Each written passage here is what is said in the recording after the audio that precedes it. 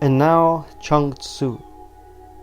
After Shi the carpenter had returned home, the sacred oak appeared to him in a dream, saying, "What are you comparing me with? Are you comparing me with useful trees? There are cherry, apple, pear, orange, citron, pomelo, and other fruit. As soon as the fruit is ripe, the trees are stripped and abused. Their large branches are split, and the smaller ones torn off. Their life is bitter because of their usefulness. That is why they do not live out their natural lives, but are cut off in their prime. They attract the attentions of the common world. That is so for all things. As for me, I've been trying for a long time to be useless. I was almost destroyed several times. Finally, I am useless, and this is very useful to me. If I had been useful, could I have ever grown so large? Besides, you and I are both things. How can one thing judge another thing? What does a dying and worthless man like you know about a worthless tree?" Shi the carpenter awoke and tried to understand his dream. His apprentice said, "If it had so great a desire to be useless, why does it serve as a shrine?" Shi the carpenter said, "Hush, stop talking. It is just pretending to be one so that it will not be hurt by those who do not know it is useless.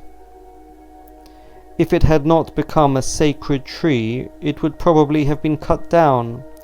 It protects itself in a different way from ordinary things. We will miss the point if we judge it in the ordinary way."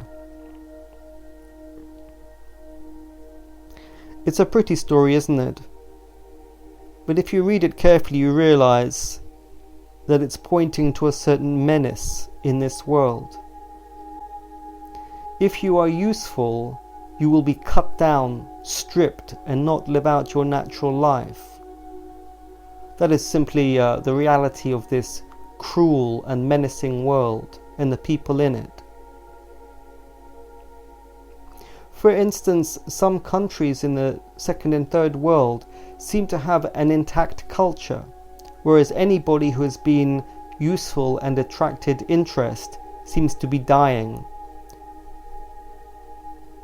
And likewise, wheat as a crop has attracted a lot of interest over the last centuries and is now of very low quality.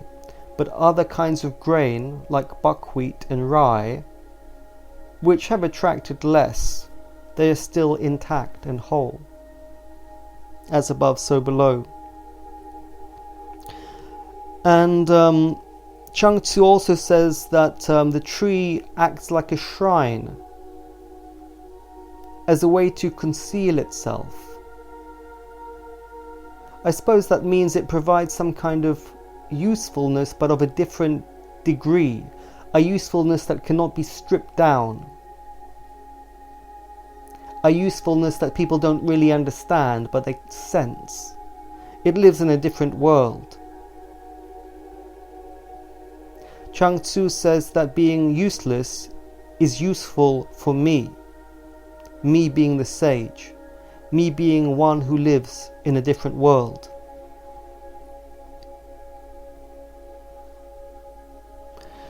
And the last thing in this story, he says, "What does a dying and worthless man like you know about a worthless tree?"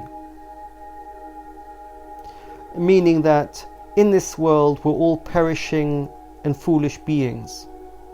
Our lives are falling through our fingers like dust. What does it really matter? The only thing that matters is becoming useless, meaning that you have entered a higher world and no longer have any connection to this world.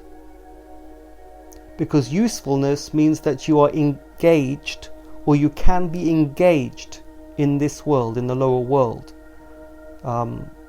That's also described as self-perfection in the Catholic path. Or in the book Flatland, it is expressed as becoming a perfect circle, because people are born as triangles, and as they become wiser, they develop more facets: a square, a pentagon, hexagon, septagon, octagon, nonagon, and so on. And so the wiser you are, the more rounded your edges are, and the less you can be caught, until you cannot be caught at all, in which case you are useless. There is a preceding half of this story that I will read now. It should have come first. Xi the carpenter was on his way to the state of Qi. When he got to Chuyan, he saw an oak tree by the village shrine. The tree was large enough to shade several thousand oxen, and was 100 spans around. It towered above the hilltops, with its lowest branches 80 feet from the ground. More than 10 of its branches were big enough to be made into boats. There were crowds of people, as in a marketplace. The master carpenter did not even turn his head, but walked on without stopping. His apprentice took a long look, then ran after Xi the carpenter and said, "Since I took up my axe and followed you, master, I've never seen timber as beautiful as this. But you do not even bother to look at it, and walk on without stopping. Why is this?" Xi the carpenter replied, "Stop! Say no more. That tree is useless. A boat made from it would sink. A coffin would soon rot. A tool would split. A door would ooze sap. And a beam would have termites. It is worthless timber, and is of no use. That is why it has reached such a ripe old age."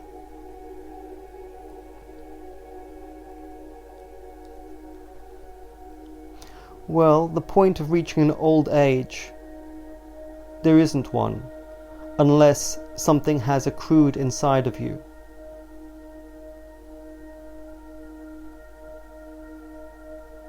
In which case, there is one, and you are eternal.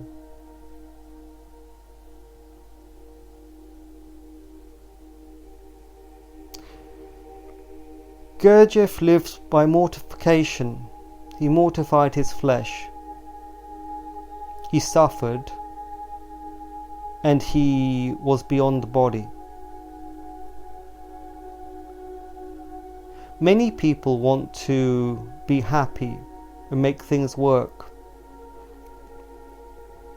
make themselves comfortable here. I feel like that often. Will I not recognize the shocks of life and get the message?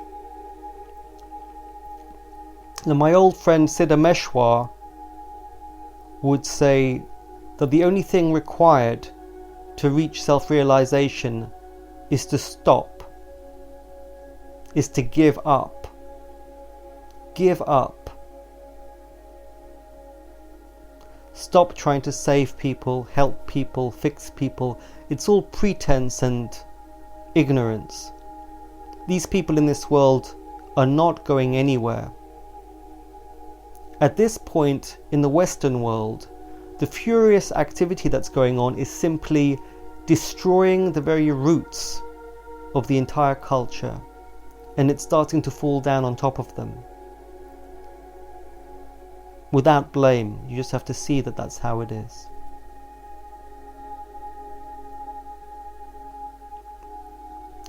As a being, as a soul develops, they merit a higher kind of existence in a higher kind of world.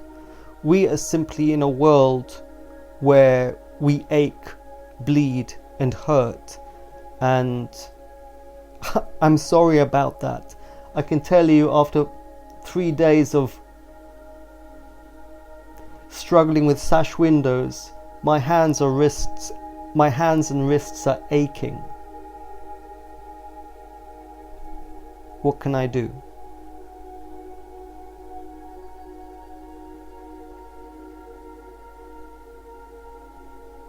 There is no escape from this kind of middle world, where we have to struggle and cross.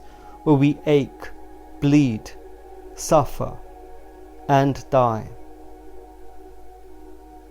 The best we can do is to die by our own hand, and much earlier than other people, die to the flesh and enter the kingdom. That is all that can be done, and that is the right thing to do, and there is nothing else to do. Either that, or you get ABBA's greatest hits and you gyrate yourself like the mayflies and suffer their fate.